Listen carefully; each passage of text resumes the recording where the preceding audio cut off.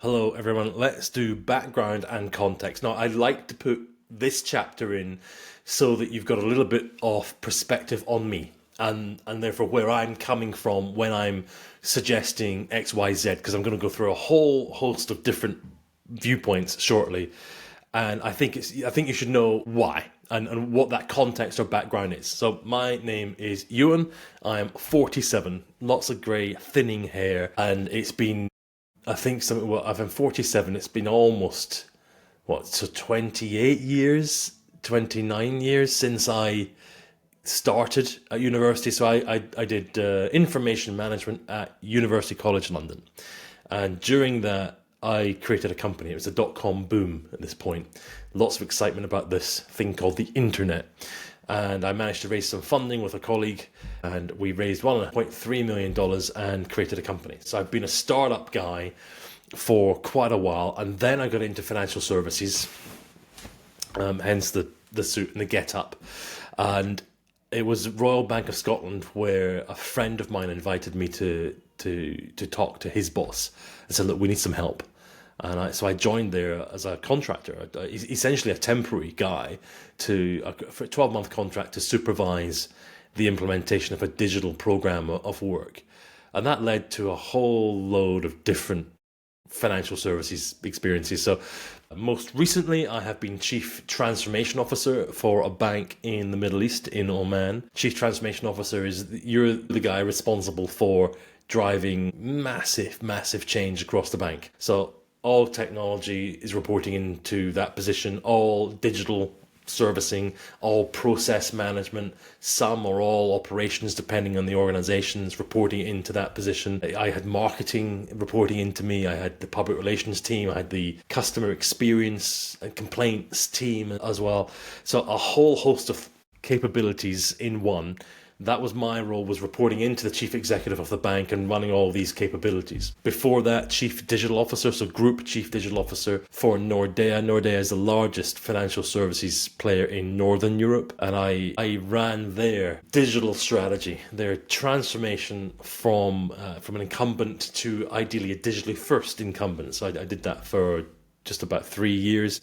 And before that, that's when I was doing RBS, Royal Bank of Scotland, NatWest, and so on, some other banks in the UK. So I am not a classic banker, but certainly have been a bank executive, a chief, reporting into the CEOs. Then currently what I'm doing now is I am delivering advisory services. So it's me, my company, and I'm working with the CIO, CTO, CDO, COO, those kind of individuals in banks and in fintech companies, so suppliers or partners to banks. But the other thing I've been doing is helping out, trying to help others with their career. So that's my other passion, my other mission. So this is why I've created Highlander 928. This is why I've created this course and others. So thank you for being here. That's my context. And everything that you'll see now is, ongoing in the other chapters, is me talking through my approach. From what I've seen, I've worked with a load of graduates. I've been responsible for hiring graduates, training graduates when they come into my team for rotation and so on. I've been the one who has often rescued graduates from challenges they've been having in other departments, other divisions. I have been the one that's prevented graduates, with their approval, from doing silly rotations, and I've just kept them in my group or my division to make sure that they're happy and that they're driving their career forward in the best possible way.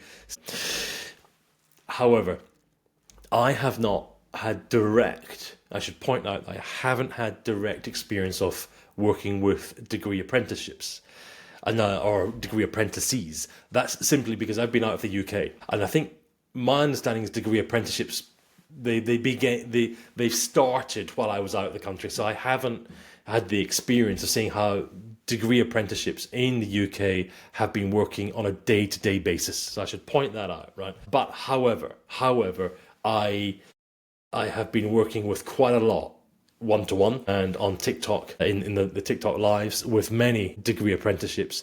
So I would hope that my advice, and that's all it is, my advice, my perspective, my experience, will be useful to you, because a lot of what I'm saying is what I'm about to be saying is going to be highly relevant to graduates, yes, but I think it's a very different context with degree apprenticeships. But I'm drawing upon all of my experience working with graduates, working with getting graduates into the company, helping upskill them, and helping them create and drive their careers across the companies I've been working with. All right, okay, context delivered. Let us begin.